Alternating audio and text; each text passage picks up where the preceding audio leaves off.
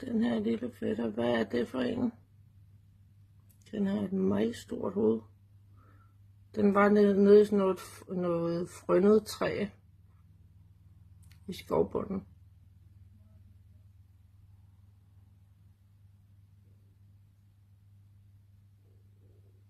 Den ser godt nok sjov ud med det der store hoved.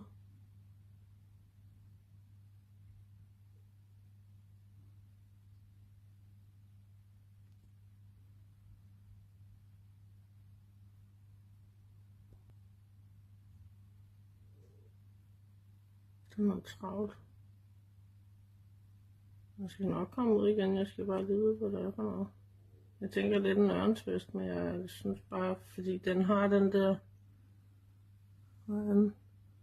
Sådan, nu er det svært at se i det der glas, men den er sådan lidt hvidlig omme på halen nemlig.